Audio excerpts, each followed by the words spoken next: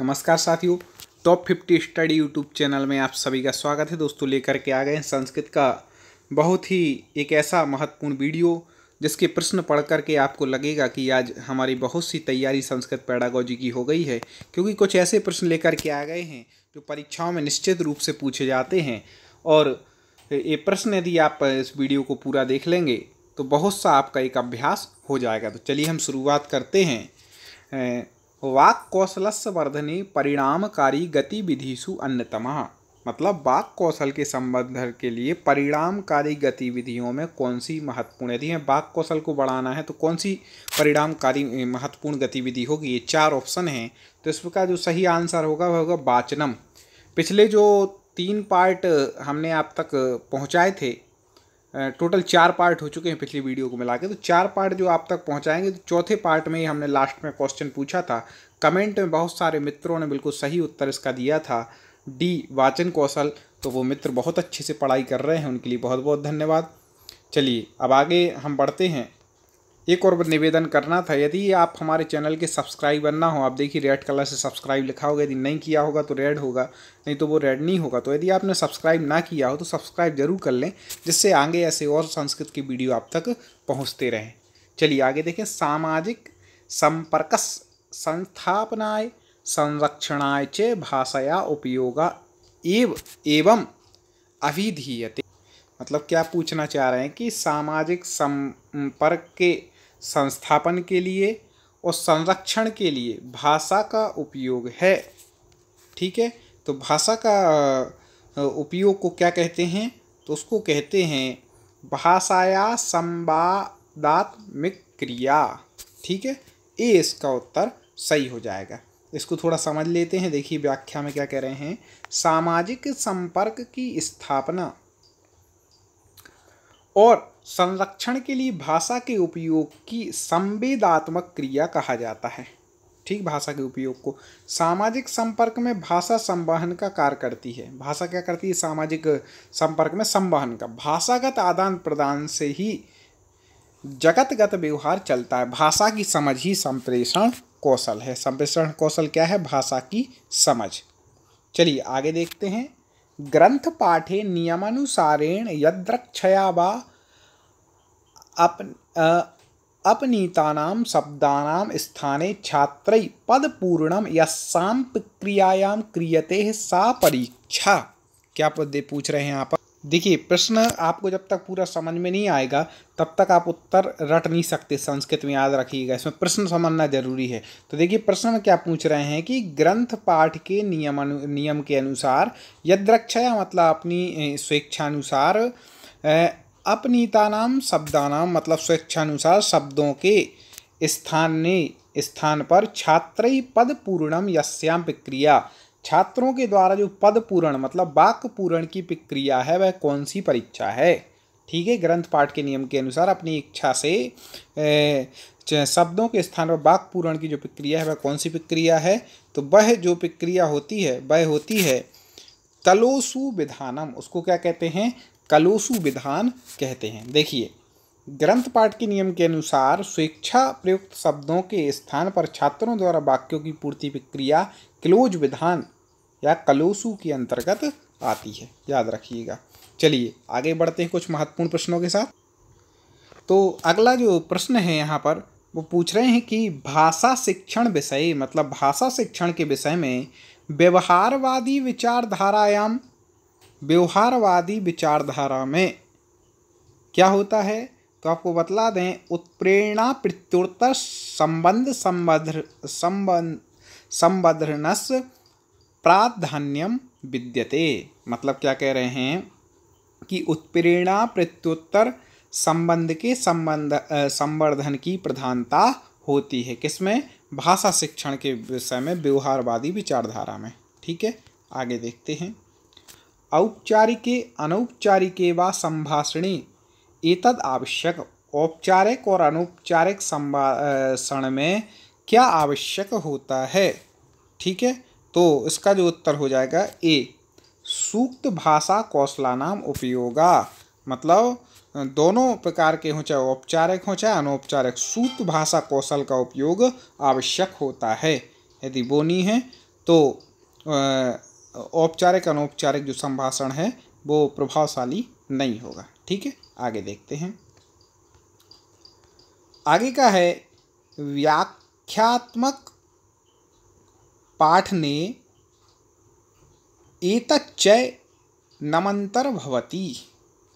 तो जो व्याख्यात्मक पाठन होता है, क्रिया होती है, एतच्च चयन अंतर्भवती मतलब उसके अंतर्गत क्या होता है। तो आपको बता देंगे साहित्य कल्पनानाम लोकोक्तीनाम अलंकाराणाम च द्वारा अभिव्यक्ता नामर्थानाम, मतलब साहित्य कल्पना लोकोक्ति अलंकार के द्वारा अभिव्यक्ति होती है। किसके माध्यम से? व्याख्यानात्मक पठन में। आगे देखें, श्रवण पेरकेन अभिप्रायः अस्ति, मतलब श्रवण पेरकेन मतलब श्रवण प्रेरक का अभिप्राय क्या है वो हमें बतलाना है। श्रवण प्रेरक का अभिप्राय तो क्या है? कार्यस्य पूर्णतायाः प्रयुक्ते च कृते छात्राणां श्रवण कौशलस्य क्षमतायाः विकासः। क्या है वो अभिप्राय है कि कार्य की पूर्णता की प्रस्तुति और श्रवण छात्राणाम श्रवण कौशल क्षमता विकास, छात्रों के श्रवण कौशल का विकास, इस श्रवण प्रेरक अभिप्राय है इसका। ठीक है, श्रवण प्रेरक का अभिप्राय यही है। आगे देखें, भाषण आकलन समय अंतःक्रियात्मकं कार्यं कृतवती इत्यनेन अभिप्रायः अस्ति। मतलब भाषण आकलन के समय में अंतःक्रियात्मकता एवं अंतःक्रियात्मक कार्यम कृतवती मतलब करने का, इत्यनेन अभिप्राय क्या अभिप्राय है। ठीक है, भाषा शिक्षण के आकलन के समय अंतःक्रियात्मकता अंतःक्रियात्मक कार्य करने का क्या अभिप्राय है, किस लिए होता है, किस अभिप्राय से? तो उसका हो जाएगा सी, विभिन्न वस्तूनाम अथवा स्थानानाम अथवा प्रघटनानाम तुलनम, मतलब विभिन्न प्रकार की वस्तुओं के विभिन्न प्रकार के स्थानों अथवा प्रघटनाओं की तुलना करना। ठीक है, ये क्या है? अंतः क्रियात्मक कार्य होता है।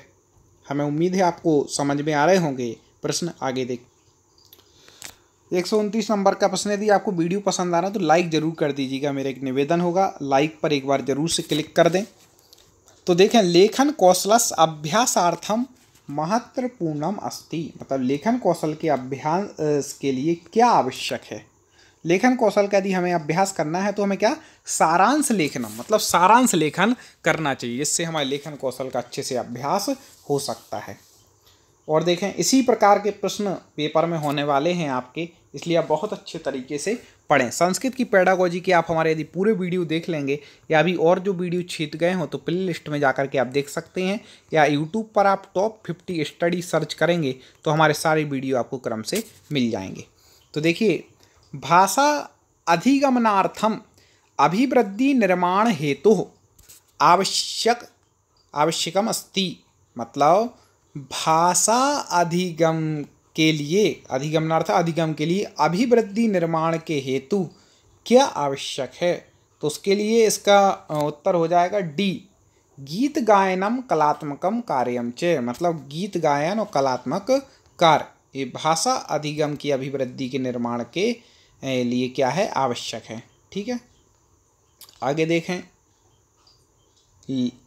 लेखनम भाषणात् भिन्नम अस्ति, लेखन भाषण से भिन्न है। ठीक है, तो देखें इसका उत्तर हो जाएगा डी, लेखने पुनरावृत्त्या अथवा संक्षेपीकरणस्य न्यूनता भवति। क्या? लेखन में पुनरावृत्ति और संक्षेपीकरण की न्यूनता होती है, मतलब ये ज़्यादा नहीं होता, न्यूनता होती है। लेकिन जो भाषण है उसमें इसकी संभावना रहती है पुनरावृत्ति की और संक्षेपीकरण की। तो ये इसमें क्या है? भिन्नता है। आगे देखें, सारांश लेखितुम आवश्यके द्वय कौशले स्तः, मतलब सारांश लेखन के लिए कौन से दो कौशल आवश्यक होते हैं। तो इसका उत्तर हो जाएगा बी, मुख्यम सामान्यम च बिंदु संज्ञानम, मतलब सामान्य और मुख्य मतलब मुख्य बिंदुओं का संज्ञान, मतलब मुख्य सामान्य से संपूर्ण रूप से बोधगत स्तर पर लिखा जाता है। तो ये दो चीज़ें आवश्यक होती हैं, दो कौशल आवश्यक होते हैं। अब हम आगे बढ़ते हैं, 133 नंबर प्रश्न पर आ जाते हैं। क्या पूछ रहे हैं कि छात्राणाम भाषण कौशल विकासार्थम, छात्रों के भाषण कौशल के विकास के लिए ध्वनि क्रमस्य उपयोगः कथम करणीय, ध्वनि क्रम का उपयोग कथम करणीय, कैसे करना चाहिए। तो इसका उत्तर हो जाएगा डी, अभिसंचित ध्वनि श्रवण पश्चात श्रुत सामग्री अधिकृत सुग सामग्रीधारीकृत व्याख्या द्वारा अथवा कथा कथन द्वारा। मतलब क्या कह रहे हैं, अर्थ हो जाएगा इसका। तो अभिसंचित ध्वनि का मतलब हो जाए सुनी हुई ध्वनि को श्रवण करने के पश्चात श्रुत सामग्री को धारिकृत मतलब धारण करके व्याख्यान के द्वारा या कथा कथन के द्वारा, ठीक है, ध्वनि के क्रम का उपयोग करना चाहिए। आगे देखते हैं, एकालाप द्वारा त्रयाणाम उपकौशलानाम आकलन क्रियते। क्या प्रश्न है यहाँ पर, एक आलाप दिया ना, तो एक आलाप द्वारा 3 उपकौशलों का आकलन करते हैं। कौन कौन से वो 3 उपकौशल, तो इसका उत्तर हो जाएगा ए इसका उत्तर हो जाएगा, पहला है स्वर लहरी, दूसरा है ध्वनि गुण और तीसरा है गति। तो इसका इस प्रकार से उत्तर हो जाएगा। आगे बढ़ते, सरल प्रश्न है कि भाषा अर्जन दृष्टया असम्यक परिवेशेण अभिप्राय अस्ति, मतलब भाषा अर्जन की दृष्टि से असम्यक परिवेश से क्या अभिप्राय है। तो इसका उत्तर हो जाएगा ए, लक्ष्य भाषा प्रयोग न क्रियते, मतलब लक्ष्य भाषा का प्रयोग ना करना, ठीक है, क्योंकि यहाँ पर लक्ष्य भाषा का प्रयोग अनुचित होता है। आगे बढ़ते हैं, प्रश्न बिल्कुल इसी प्रकार के आएंगे, आप समझने का प्रयास करें और एक वीडियो में केवल समझ में ना आए तो 2-3 वीडियो आप देख लें, जिससे आपकी एक अच्छा अभ्यास प्रैक्टिस हो जाएगी। आगे बढ़ते हैं, अस्माकं छात्रा तथ्यानां संग्रहणे व्यवस्थापने प्रारूप निर्माणे संपादने पुनर्दर्शने च समर्था भवेयु इत्यर्थं ते प्रेरितव्यः। अस्मिन् कथये किं भाषा कौशलम निर्विष्टम, ठीक है, मतलब यहाँ पर क्या करें, अस्माकं छात्रा मतलब हमारे छात्रों को, तथ्यानां मतलब तथ्यों के, संग्रहण में, व्यवस्थापन में, प्रारूप निर्माण में, संपादन में, पुनर्दर्शन में, समर्था भवेयु मतलब चाहिए, तो समर्थ होना चाहिए, ठीक है। इत्यर्थम ते प्रेरितव्यः, इसके लिए जो प्रेरित करते हैं। अस्मिन् कथने किम भाषा कौशलम निर्दिष्टम, इसमें किस भाषा कौशल को निर्दिष्ट किया गया है।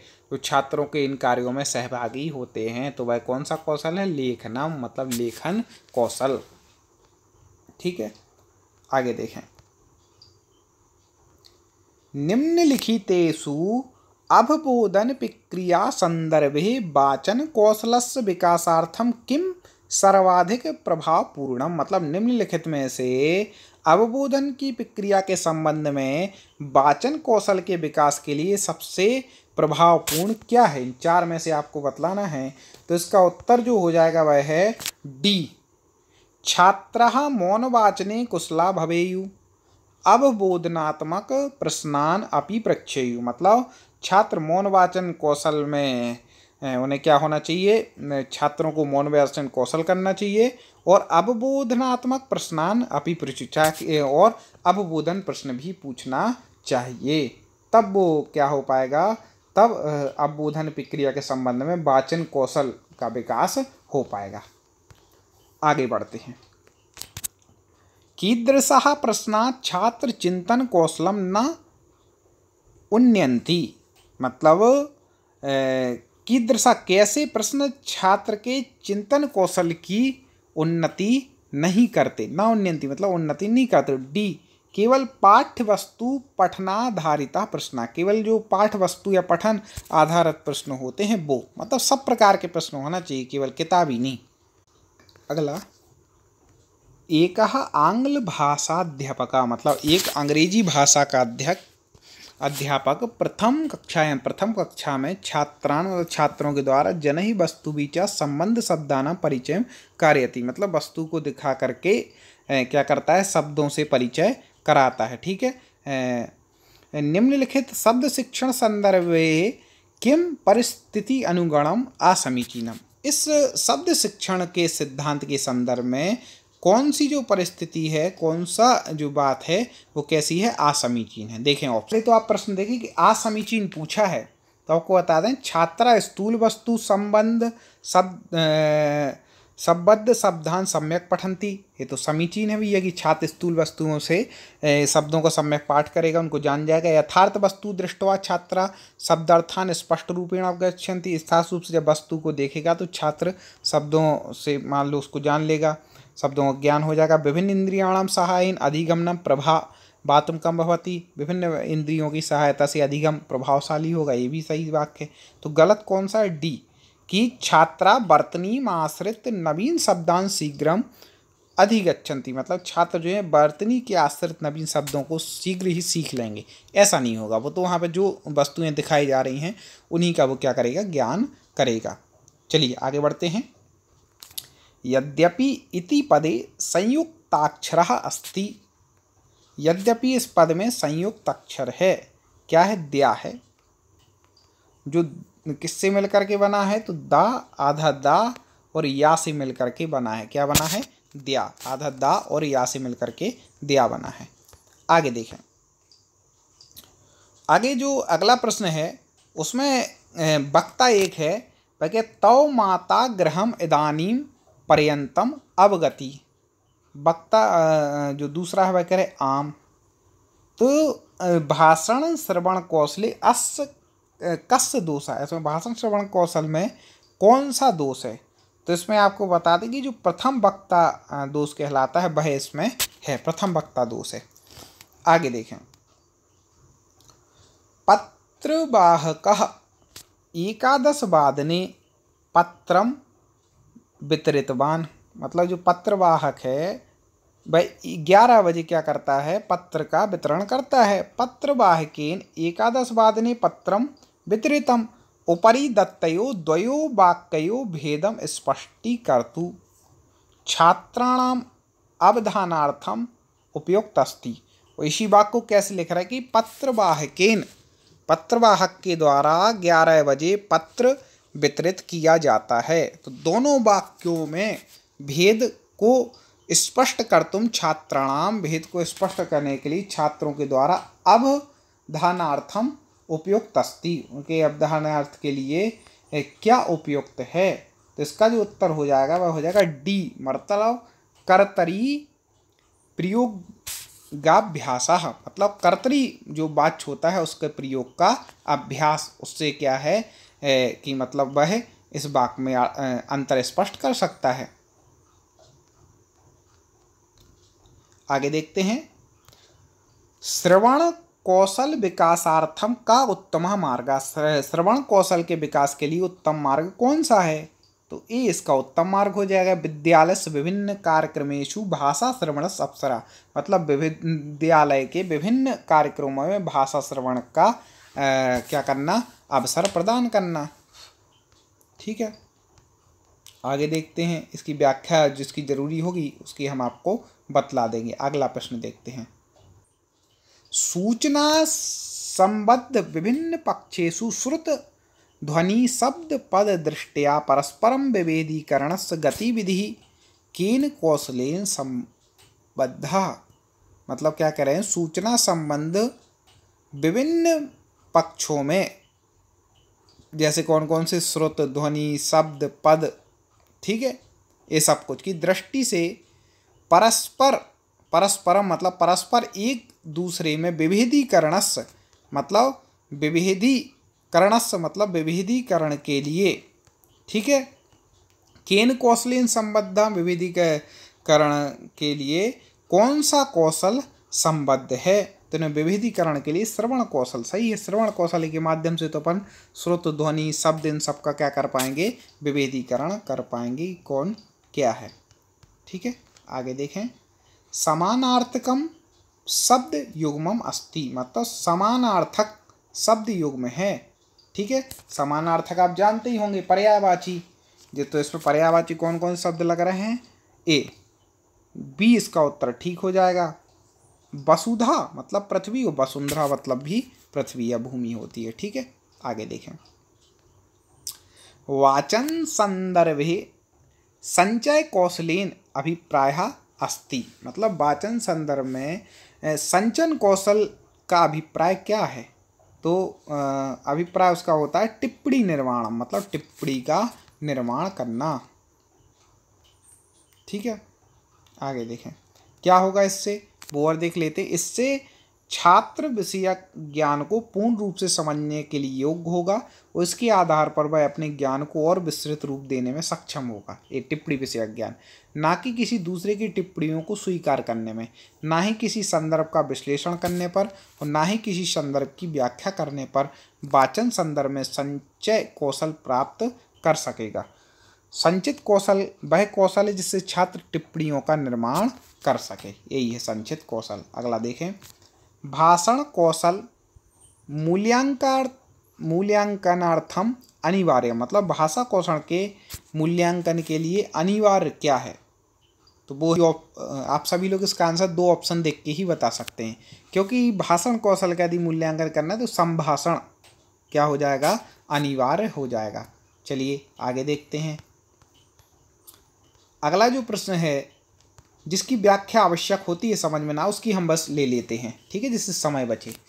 अगला देखें। पाठ्य वस्तु निहित विभिन्न शब्दानां सहायेन नूतनानाम् अपरिचितानां शब्दानां अर्थ ज्ञान प्रक्रिया केन कौशलेन संबंधः, मतलब पाठ वस्तु निहित विभिन्न शब्दों की सहायता से नूतन अपरिचित शब्दों के अर्थ ज्ञान की प्रक्रिया किस कौशल से संबंधित है? तो वह है पठनेन, मतलब पठन कौशल के द्वारा नूतन शब्दों का क्या हो जाएगा? अर्थ ज्ञान हो जाएगा। और देखते हैं। हमें उम्मीद है आपको हमारे वीडियो अच्छे लग रहे होंगे। एक निवेदन जो मैंने पहले भी किया था कि सब्सक्राइब कर लेना और वीडियो को लाइक कर दीजिएगा। चलिए तो आगे पढ़ते हैं। छात्राणां बहुविध ज्ञान कौशल विकासार्थम शिक्षकाणां कृते का मार्गः उत्तमः, मतलब छात्रों के बहुविध ज्ञान कौशल के विकास के लिए शिक्षक के द्वारा कौन सा मार्ग उत्तम है? अब 4 ऑप्शन दिए हैं, उसमें से आपको एक उत्तर बतलाना है। तो इसका उत्तर हो जाएगा सी, छात्रा पाठ्यांशम अधिकृत स्वयं नूतन चिंतनशील प्रश्नानां निर्माणार्थम प्रेतव्य, मतलब छात्र क्या करे? पाठ्यांश को ग्रहण करके स्वयं ही नूतन चिंतनशील प्रश्नों का निर्माण करने के लिए उस शिक्षक को प्रेरणा देनी चाहिए कि छात्र ऐसा कर सके, ऐसी प्रेरणा देनी चाहिए। ठीक है, आगे देख लेते हैं। 150 नंबर का ये जो प्रश्न है, तो ऐसे ही हम बहुत सारे प्रश्न आप तक लेकर के आ रहे हैं, आगे भी और वीडियो आप तक पहुंचते रहेंगे। इस प्रश्न को देखते हैं कि शब्दार्थ ज्ञानार्थ किम समुपयुक्तम, मतलब शब्द और अर्थ के ज्ञान के लिए क्या समुपयुक्त है? शब्दों का ज्ञान और अर्थ का ज्ञान, उसके लिए क्या समुपयुक्त है? अलंकाराणां परिचया, वर्ण विन्यासा, कवि परिचया या विविध संदर्भेषु शब्द प्रयोगः। मैं आपको एक और बात बता दूं कि आपको सभी सब्जेक्ट के लिए सिलेबस बस तैयारी करनी है या संस्कृत के और वीडियो भी देखने हैं व्याकरण के, तो आप हमारे चैनल को सिलेक्ट करें, प्ले लिस्ट में जाएं और वहां पर जाकर के जो संस्कृत की प्ले लिस्ट है उसमें देख सकते हैं। मैं चाहता हूं जो 4 ऑप्शन हैं इसमें से इसका उत्तर आप कमेंट बॉक्स में लिखें। अगले वीडियो में हम इसका उत्तर बताएंगे और आगे की पढ़ाई पूरी करेंगे। पुनः मुलाकात होगी। ढेर सारी आप सभी के लिए पेपर के लिए शुभकामनाएं। पुनः मिलते हैं। जय हिंद।